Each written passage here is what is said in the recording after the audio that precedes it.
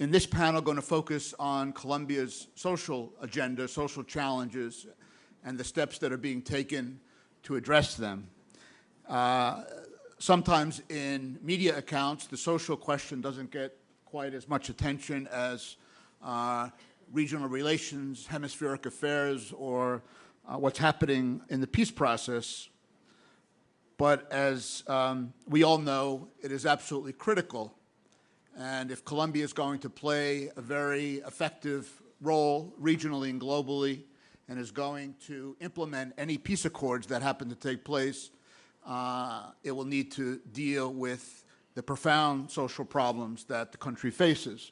And as we heard from both Ambassador Urrutia and Ambassador Gonzalez this morning, they were very, I think, clear and open in acknowledging questions of inequality, questions of unemployment, which are major problems and challenges in Colombia. And we all know that everything's related to everything else.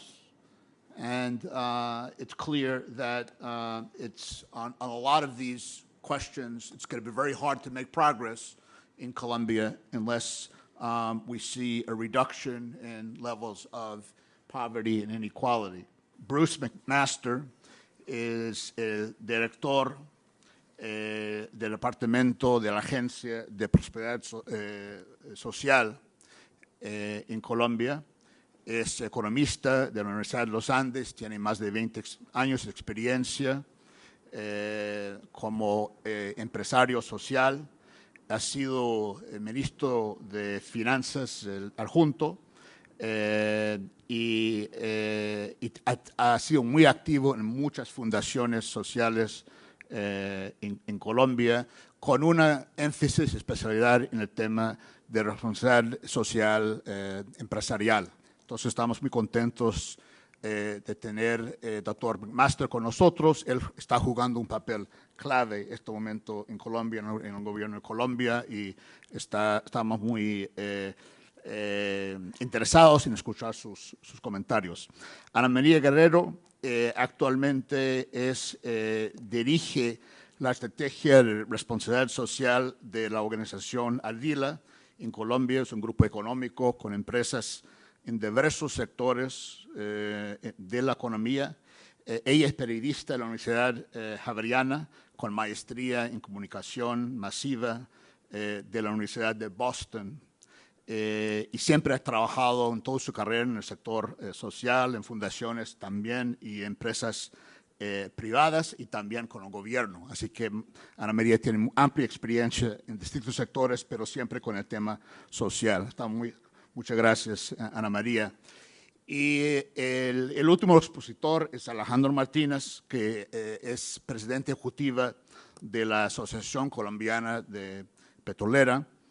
Actualmente, él también es miembro del Comité de Minero Energético en Derechos Humanos y Seguridad. En Colombia es un abogado de la Universidad Javeriana también, ha sido profesor, ha escrito en muchas publicaciones importantes y es columnista en el periódico Portafolio, que especializa en noticias económicas y análisis de la situación. Así que tenemos tres panelistas de lujo que, por cierto, nos va a contar muchas cosas interesantes sobre lo que está pasando en Colombia en este momento en cuanto al tema de la agenda social. Entonces, le doy la palabra al señor McMaster para empezar. Gracias.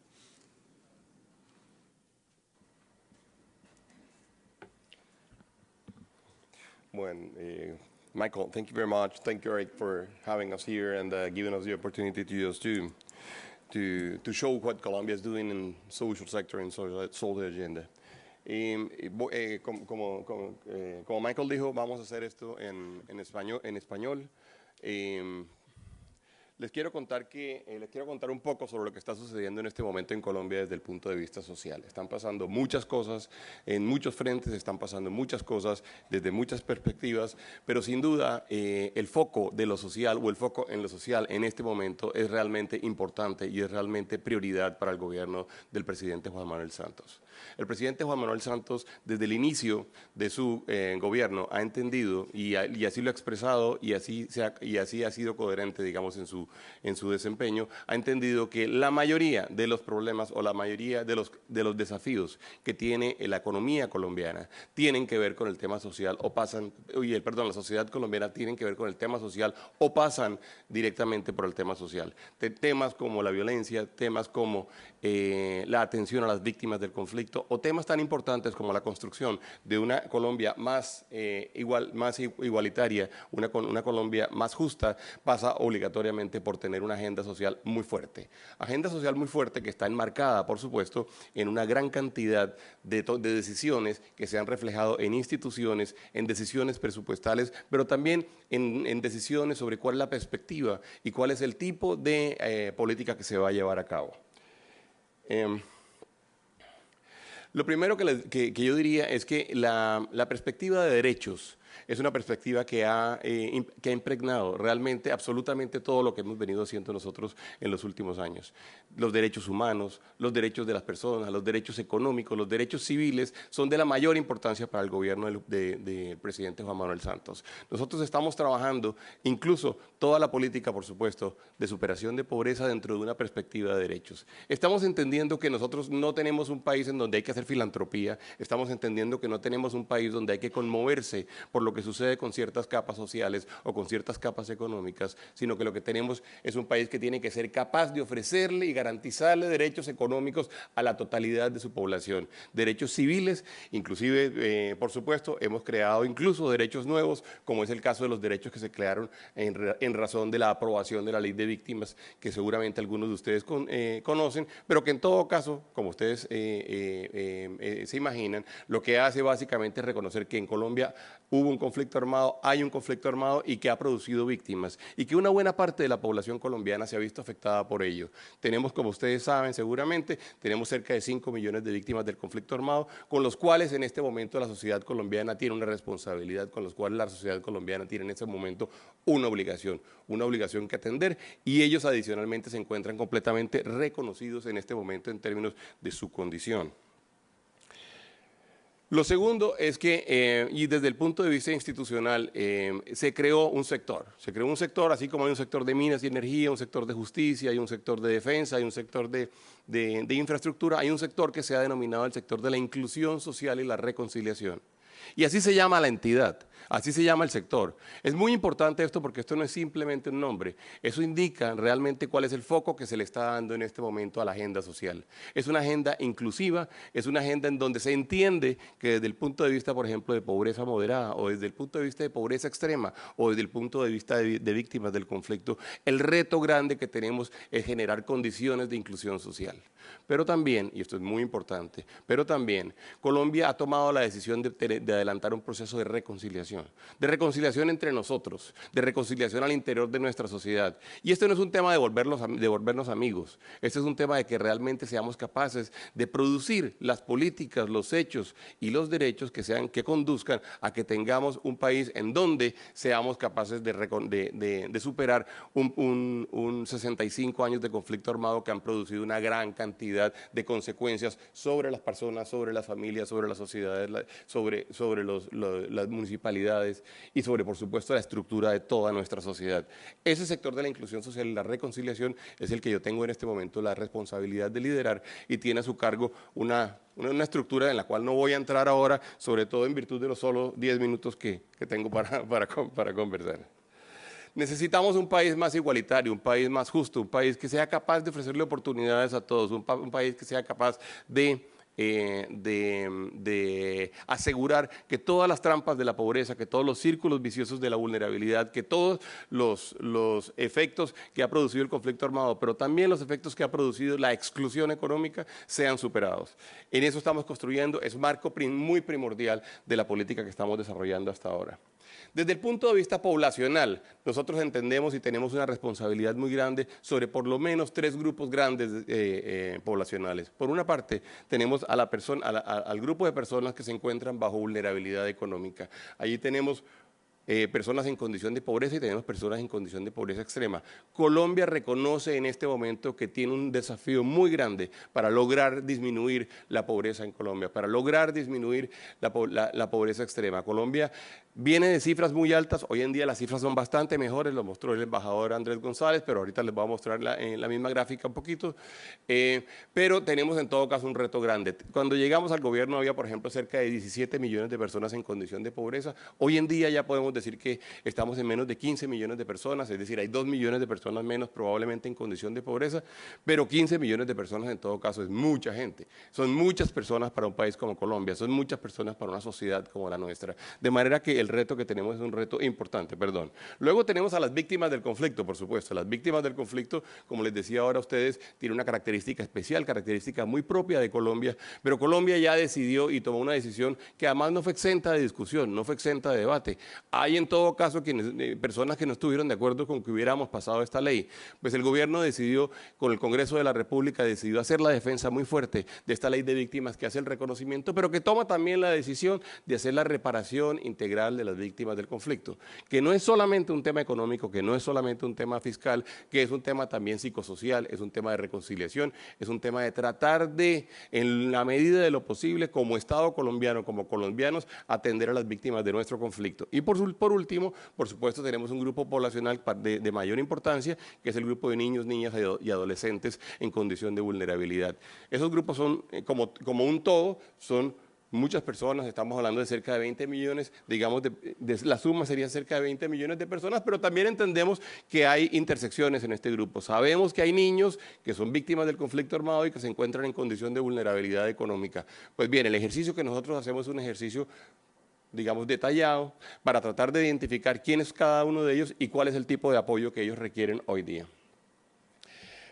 Parte muy importante, digamos, de la estrategia que estamos desarrollando en este instante y de la política que estamos desarrollando, es decir, que la condición de vulnerabilidad económica no es una condición simplemente macroeconómica.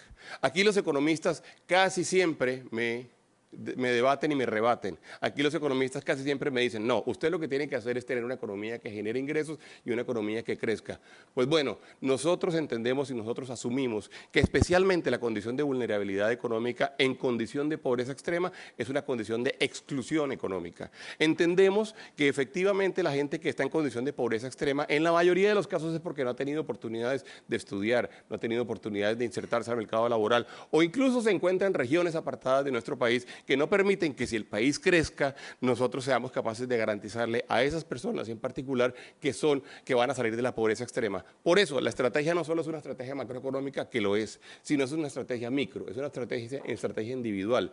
Estamos haciendo y desarrollando un programa, también podemos hablar de eso luego, pero es un programa que básicamente lo que hace es entender las condiciones de pobreza de cada uno de los colombianos. Usted es una persona en condición de pobreza extrema, entendamos por qué lo es. Lo es porque no estudió, lo es porque no tiene trabajo, lo es porque no tiene activos, no tiene acceso a los activos, lo es porque tiene una condición de vulnerabilidad de salud muy fuerte o una condición de vulnerabilidad en justicia muy fuerte, pues bueno, tenemos que solucionar su problema. En ese orden de ideas, por eso nosotros decimos que lo macro es micro y que lo micro es macro y que si no solucionamos lo macro y no solucionamos lo micro al tiempo, las dos cosas, no vamos a ser capaces de superar la vulnerabilidad económica de una gran cantidad de colombianos. Muy importante para nosotros, Colombia es un país de regiones. Es un país donde las cosas no son iguales en la costa caribe que en la costa pacífica, tampoco lo son iguales en los Andes que en la Amazonia. De manera que nosotros hemos hecho un ejercicio grande por tratar de entender muy bien qué es lo que sucede en cada una de las regiones de nuestro país y cómo hay que tratar y cómo hay que aplicar las políticas para cada una de ellas. Inclusive hemos llegado, después de haber hecho diagnósticos fuertes y muy estudiados, hemos llegado a conclusiones que hoy en día pues, son muy contundentes. Por ejemplo, si ustedes ven la zona roja de la izquierda, la zona roja es la zona de mayor vulnerabilidad económica, es decir, donde hay más personas en condición de pobreza extrema. Pues bien, Colombia, todo el mundo decía que es un país centralista. Pues los que decían eso tienen razón. Colombia es un país centralista. Colombia produjo una gran cantidad de pobreza y vulnerabilidad en todos sus bordes, en todas las fronteras. Tenemos un anillo, digamos, de vulnerabilidad y tenemos una zona bastante menos pobre y bastante menos vulnerable en el centro. Pues bueno, los hacedores de política y los ejecutores de política pública teníamos que entender esto. Y entendido, somos capaces de desarrollar nuestras políticas y desarrollar nuestras tareas. Este tipo de ejercicio, digamos, regional es un ejercicio que para nosotros es muy importante. Quien conoce Colombia sabe las diferencias que tenemos no solamente desde el punto de vista cultural y no solamente desde el punto de vista de tradiciones, sino desde el punto de vista de vulnerabilidades. Luego, muy importante también para nosotros, es una agenda transversal.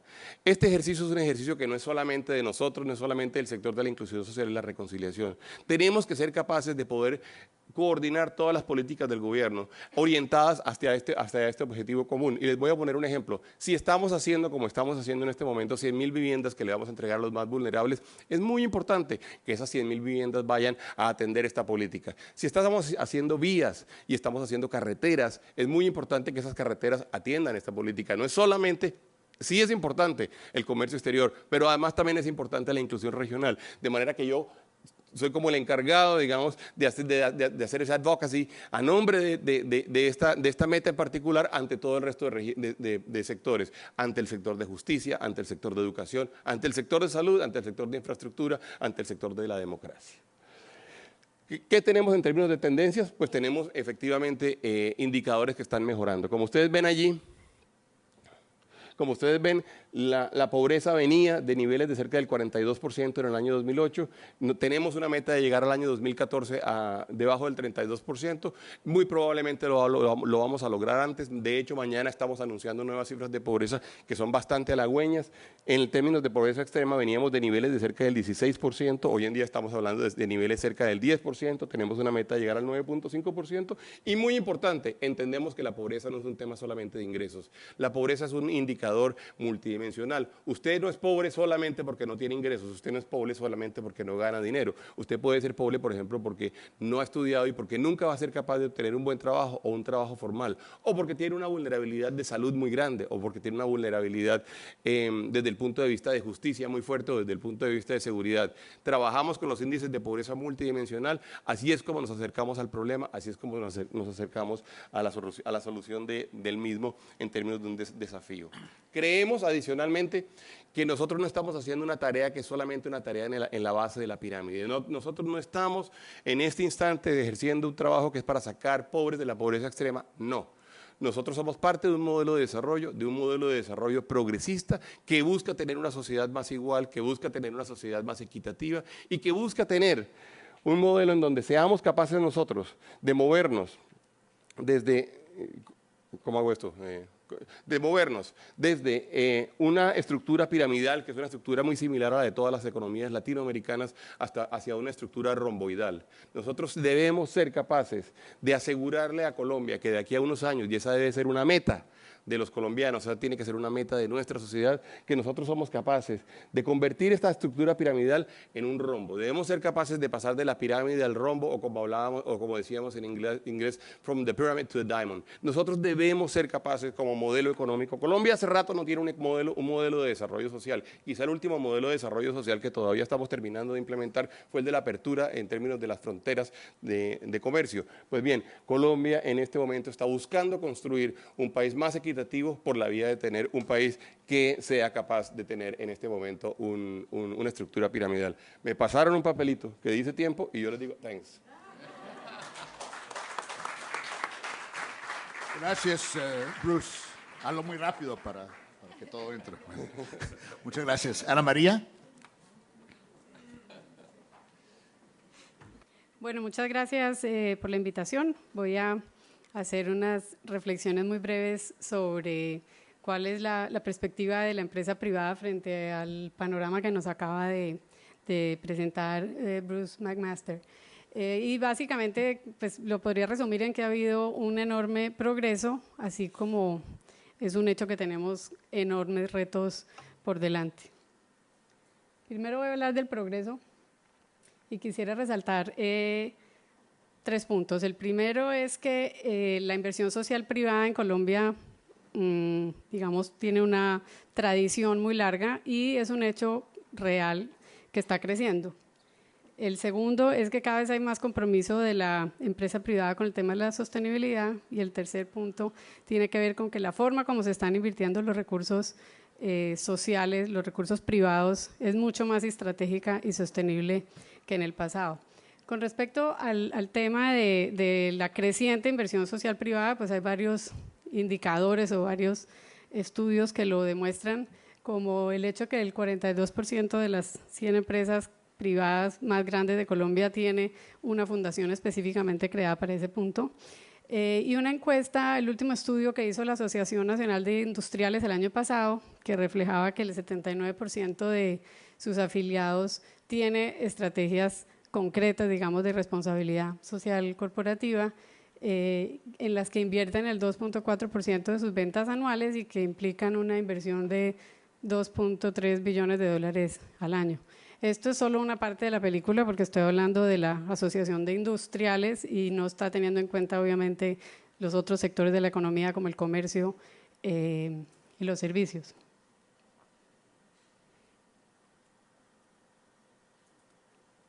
Otros datos, digamos, que muestran ese creciente compromiso del sector privado con el desarrollo social de Colombia es el hecho que, de acuerdo con un estudio de McKinsey que hizo algunos años, Colombia tiene la tasa más alta, digamos, de ONGs per cápita comparada con otros países de América Latina, detrás de las cuales muchas veces está la inversión o una empresa privada, bien sea porque creó la fundación o porque financia las actividades de este tipo de entidades.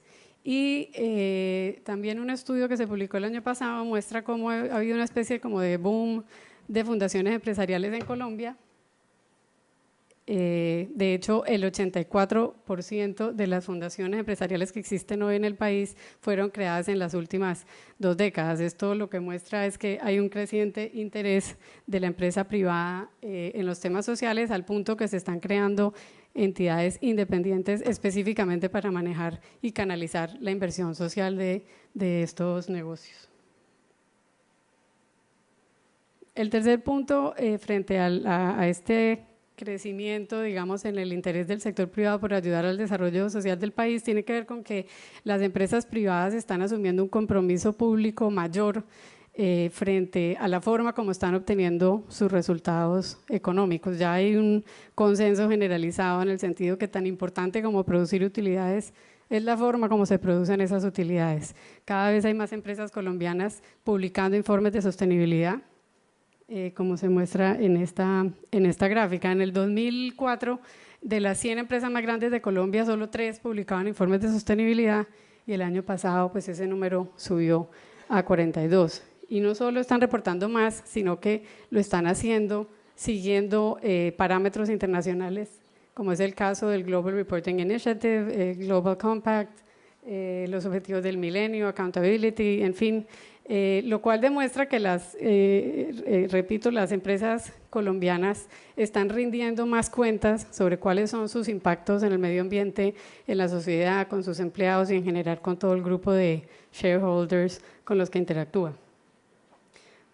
Por último, para terminar el capítulo de progreso, quisiera mencionar que hay una transición en la inversión social privada colombiana que ha venido saliendo de la filantropía o la caridad tradicional hacia inversiones mucho más estratégicas y sostenibles. Voy a mencionar 3 ejemplos concretos que pueden sonar anecdóticos, pero que ilustran lo que está pasando con la inversión social privada en Colombia. El primero tiene que ver con un colegio que creó un ingenio en el norte del Valle hace muchos años, que empezó como la típica estrategia, digamos, de filantropía tradicional. El ingenio creó el colegio, donó la tierra, lo construyó, pagaba por el sueldo del rector, de los profesores, en fin, financiaba la totalidad de la operación, pero 20 años después empezó a pensar en formas de volver esta intervención social un poco más sostenible en el tiempo. Esto sumaba que en la zona donde está operando este colegio, pues había muy pocas opciones de trabajo para las mujeres porque la vocación de la región era fundamentalmente agrícola. Así que se creó una fábrica de confecciones anexa al colegio que hoy en día tiene unas ventas de $4 millones anuales, que emplea 380 mamás o mujeres de la región y que garantiza obviamente la sostenibilidad misma de la operación. Esto permite financiar el colegio, invertir en calidad, de hecho tiene el nivel más alto de calidad de acuerdo con el ICFES, que es la institución del Estado que mide la calidad de las instituciones educativas en Colombia. Otro ejemplo de inversión social, digamos, estratégica, privada, tiene que ver con una corporación que se creó en Cali en el año 2000. Luego de uno de los hechos de violencia, digamos, más angustiantes que se han vivido en esa zona, un secuestro masivo que ocurrió en la mitad de Cali, llevó a muchos estamentos de la sociedad a preguntarse qué hacer. Y un poco la conclusión de un grupo de empresarios, académicos y líderes de la sociedad del Valle, llegaron a la conclusión que era urgente hacer algo para el desarrollo rural de las zonas anexas a la región. Así nació Valle en Paz, que tiene 835 afiliados y que fundamentalmente se dedica a promover el desarrollo rural campesino. Detrás de las actividades de Valle en Paz está una vez más la empresa privada. De hecho, los grandes supermercados de la región compran los productos de Valle en Paz, no solo porque tienen un impacto social, sino también pues porque son productos buenos, que tienen prácticas agrícolas limpias, porque se los entregan a tiempo, buena calidad, en fin. Esta corporación está vendiendo cerca de $11 millones anuales y está beneficiando 11.000 familias rurales campesinas. Entonces, pues una vez más, aquí no estamos hablando de filantropía ni de caridad, sino de inversión social, digamos, estratégica, en la que estas grandes superficies de supermercados se están haciendo muy buen negocio y de paso están contribuyendo al desarrollo social del país y en particular de una zona muy afectada por el conflicto, como es el norte del Cauca y el sur del Valle. Y un último ejemplo que voy a pasar rápido es uno de la casa, y fue un lanzamiento que hizo Postobón de las empresas de bebidas hace 3 años. Lanzó una marca de agua con el compromiso de por vida de que un porcentaje de las ventas de ese producto se va a destinar al mejoramiento de la calidad de la educación en Colombia. Ya se han donado más de $4 millones para esta causa y lo interesante es que la forma como se invierten esos recursos es en alianza con el departamento que dirige Bruce y lo que busca, digamos, es cómo ayudar a implementar más rápido algunas de las estrategias sociales del gobierno. El gobierno, a través del Ministerio de Educación y la Agencia Nacional para la Superación de la Pobreza, nos dice dónde invertir esos recursos, dónde se necesitan más, dónde están los más pobres de los pobres y cómo nosotros con esa donación económica podemos ayudar a sumar para acelerar el logro de las metas que estaba mencionando Bruce anteriormente. Eso, pues, con respecto al progreso, siento que el sector privado colombiano ha madurado muchísimo, está invirtiendo más plata, está siendo mucho más vehemente, digamos, en su compromiso con el desarrollo social del país y lo está haciendo de manera mucho más estratégica y sostenida en el tiempo. Tenemos, sin embargo, pues unos retos enormes. El más grande de ellos, y esto es una opinión personal mía, tiene que ver con que hay temas críticos para el futuro de Colombia que nosotros en las empresas privadas no estamos manejando. Este cuadro muestra en qué están invirtiendo las empresas, las fundaciones empresariales, sus recursos, y se ve claramente que la mayoría lo está haciendo en educación, en desarrollo comunitario, emprendimiento, medio ambiente, derechos humanos, pero repito, hay temas críticos para Colombia que no están presentes, por lo menos en la dimensión en la que se necesita.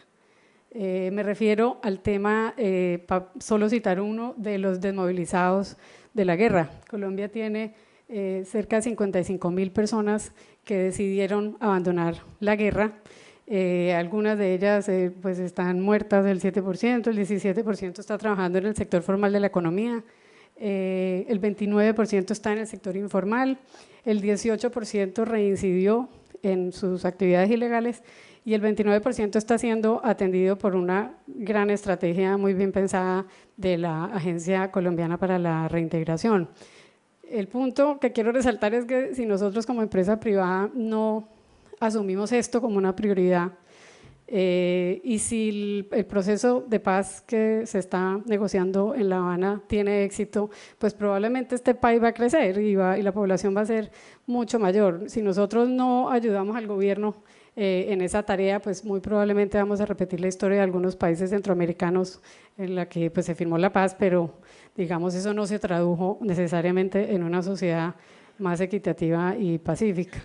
Así que desde mi punto de vista este es el reto social más grande que tenemos y aunque hay algunas empresas privadas trabajando en eso y pensando en el posconflicto colombiano, Fundación Semana, una de ellas, está liderando una iniciativa muy interesante en El Salado. No lo estamos haciendo con la seriedad, no con la seriedad, sino con la urgencia y en la escala que el país claramente necesita.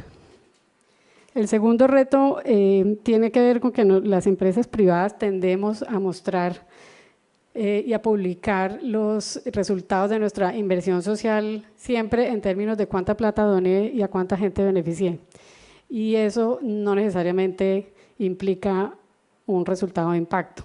Ahí necesitamos muchas más alianzas con el sector académico, necesitamos mucho más esfuerzos para realmente evaluar a quién le estamos cambiando la vida con esa inversión, qué está pasando finalmente en la comunidad después de que yo invierto $1 millón o 3 millones de dólares y alcanzo 2 millones de colombianos. Ahí tenemos una brecha grande porque, insisto, si uno lee los reportes de sostenibilidad de las empresas privadas, y en este pecado incluyo algunas de las empresas para las cuales trabajo, uno tiende a hablar en estos términos y eso no necesariamente refleja o implica unas mejores condiciones de vida para los colombianos, que es en últimas lo que todos buscamos.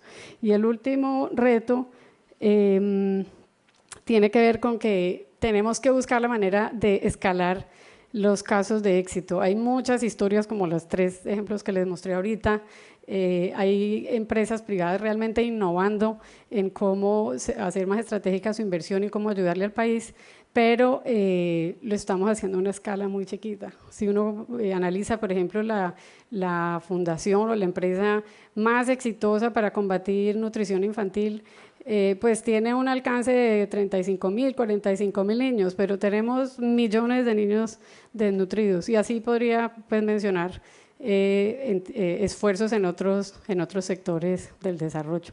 El mensaje es que la velocidad a la que están creciendo los problemas sociales nuestros está siendo mayor que nuestra capacidad como empresa privada de responder a eso. Así que definitivamente tenemos que pensar distinto y tenemos que buscar la manera de escalar los casos de éxito que en todos los sectores pues, son diversos. Y un último que no apunté, pero que lo veo todos los días también, que es un reto del sector privado, es ver cómo nos articulamos entre nosotros mismos. Yo he sido testigo de llegar a comunidades donde hay 2 o 3 empresas privadas haciendo lo mismo, exactamente con el mismo objetivo, en la misma zona, invirtiendo recursos, pero cada una con su propio enfoque, cada una con sus propias metodologías y eso pues definitivamente está lejos de sumar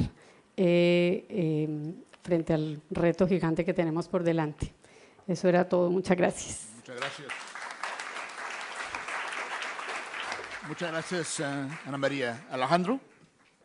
Yo soy el presidente de la Asociación Colombiana del Petróleo, que es la entidad gremial que reúne a las empresas petroleras nacionales y multinacionales que invierten en petróleo y gas en Colombia. También soy miembro del Comité Mineroenergético para la Seguridad y los Derechos Humanos. En esas 2 condiciones les voy a hacer unos comentarios hoy. 3 temas que espero resulte de interés para ustedes: la importancia del sector petrolero en la economía colombiana, cuál es el modelo y las áreas de gestión social que tiene el sector petróleo, y por último los comentarios sobre lo que está haciendo el Comité Mineroenergético en Seguridad y Derechos Humanos, unos retos que tiene el sector empresarial en estos temas. Empecemos a hablar por petróleo. Yo creo que estamos frente a unos resultados que muestran el éxito de la política del gobierno en atraer inversión extranjera y en particular inversión en el sector petrolero. Estábamos hace 8 años con unos 12 pozos perforados anualmente, unos 1.200 kilómetros de sísmica, hemos multiplicado por 10 en 8 años esa actividad. Hemos, como país, logrado aumentar la producción de petróleo. Estábamos produciendo hace 8 años unos 550.000 barriles por día, en este momento estamos produciendo más de 1 millón de barriles por día y lo que esperamos es que en los próximos 10 años vamos a mantener un nivel arriba de ese 1 millón de barriles. La mayoría de esos descubrimientos, de esa producción, viene de nuevas reservas en campos existentes, reevaluación de reservas. El 15% nomás viene de nuevos yacimientos, de nuevos descubrimientos. El reto entonces es mantener esos niveles de producción hacia adelante, arriba del 1 millón de barriles, pero muestra que en menos de 8 años prácticamente duplicamos la producción petrolera en Colombia.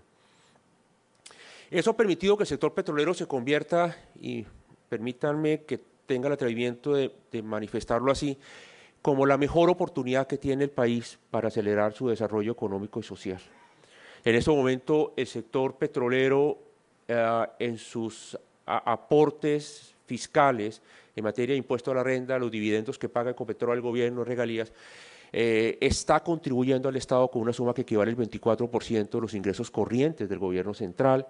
Se ha convertido en uno de los principales sectores de inversión extranjera directa en el país. Es el principal rubro de exportación de Colombia, más de la mitad de las exportaciones. Y una cosa muy importante que ya se señaló por un antecesor mío en el panel anterior, estamos hablando de un pago de 4.2 billones de pesos en regalías. Ojo que hace 6 o 7 años estábamos pagando apenas 500 millones de dólares de regalías. Prácticamente hemos multiplicado por 8 esa cantidad de dinero. Y es unas regalías que, como lo expresó el señor embajador, va a ser repartido en todas las entidades, o está siendo repartido en todas las entidades territoriales del país. En las entidades territoriales más pobres, con certeza, con las más vulnerables, con certeza va a ser un factor que va a apoyar, dinamizar los esfuerzos que está haciendo el gobierno colombiano por ayudarlos a superar esas condiciones de pobreza. Hacia el futuro, las proyecciones indican que Colombia pudiera tener unos niveles de producción arriba del 1 millón de barriles. Somos optimistas en que eso se va a lograr. Implica inversión en campos existentes, implica inversión en nuevas actividades exploratorias. Las condiciones están dadas para hacerlo así. Pero ese crecimiento y esa gran visibilidad que tiene el sector petrolero en el país implica una gran cantidad de retos. Uno de ellos muy importante es mantener una adecuada relación con el entorno social y físico, medio ambiente, en la medida en que ese desarrollo es cada vez más vigoroso e implica una mayor intervención en las diferentes regiones. En materia de gestión social, pues el sector petrolero lleva más de 3 años trabajando en el país, produciendo diferentes metodologías de trabajo con su entorno social, como bien lo manifestó mi antecesora en el uso de la palabra.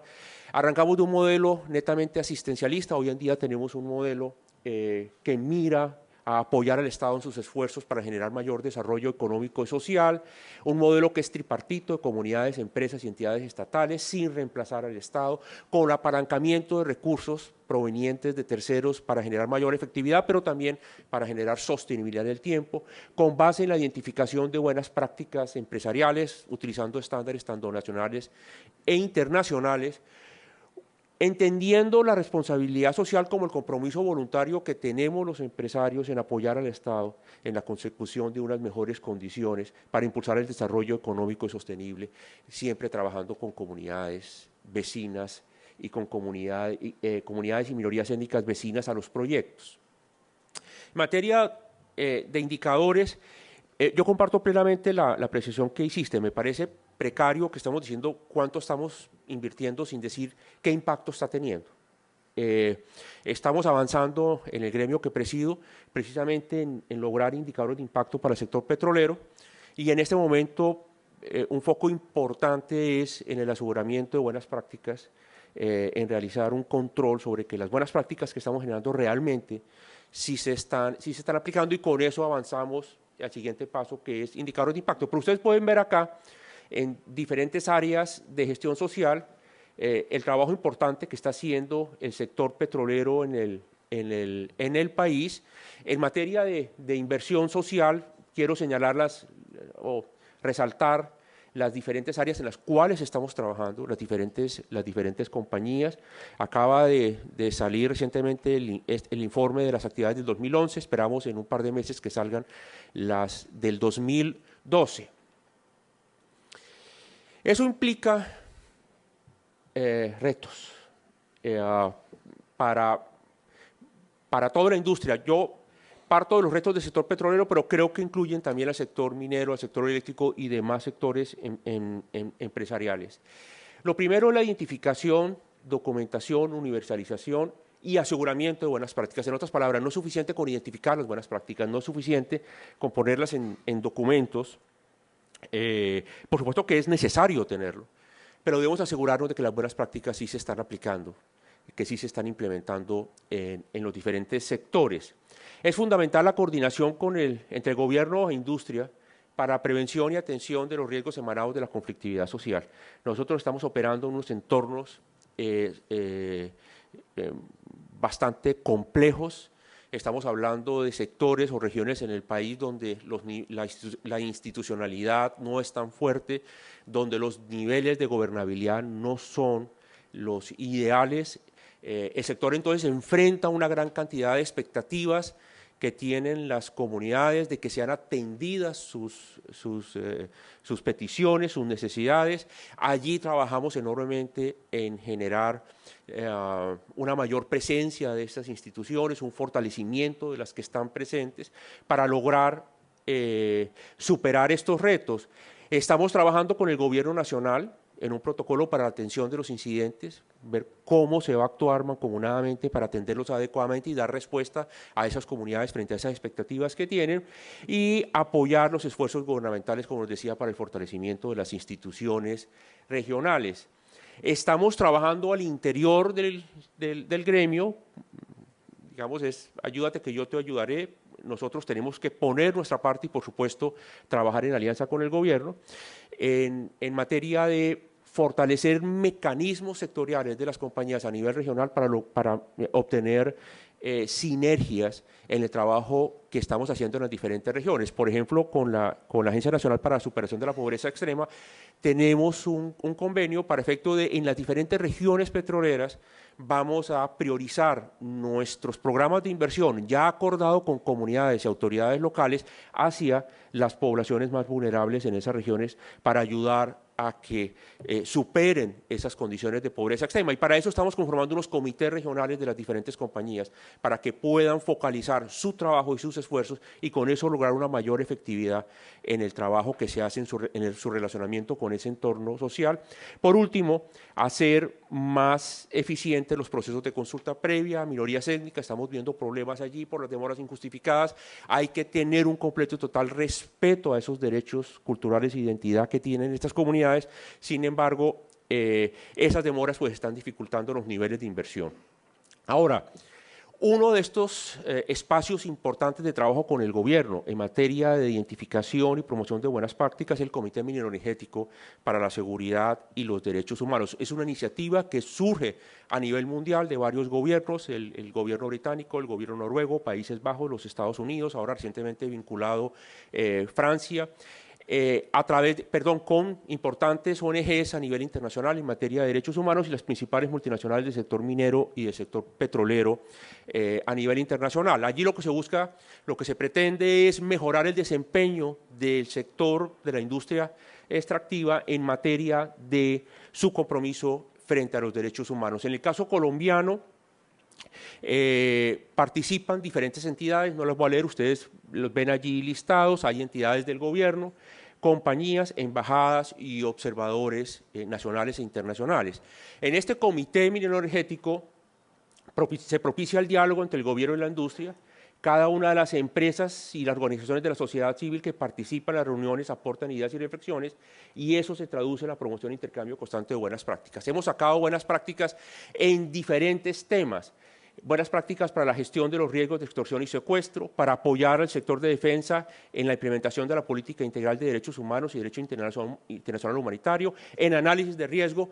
Diferentes recomendaciones han surgido, hay una muy importante que es extorsión y secuestro, y con esta termino. Me disculpan que me esté atropellando, pero ya me excedí en el tiempo, señor moderador. Hemos sacado unas recomendaciones para las compañías en cómo manejar el riesgo, cómo atender el riesgo de extorsión y secuestro. Con esto pretendemos ayudar a las empresas a que estén mejor preparadas para la atención de estos dos riesgos, no solamente cuando suceden, sino particularmente en prevenirlos. Tenemos el compromiso de que vamos a atender estas recomendaciones, y de hecho fueron expedidas hace un par de meses. Esperamos que en 6 meses y 12 meses las compañías se reúnan y nos cuenten cómo le ha ido en la implementación de estas recomendaciones, porque, como les digo, nuestra gran preocupación es que ellas se implementen, se apliquen. Muchas gracias y perdón por haber tomado un par de minutos más. Muchas gracias.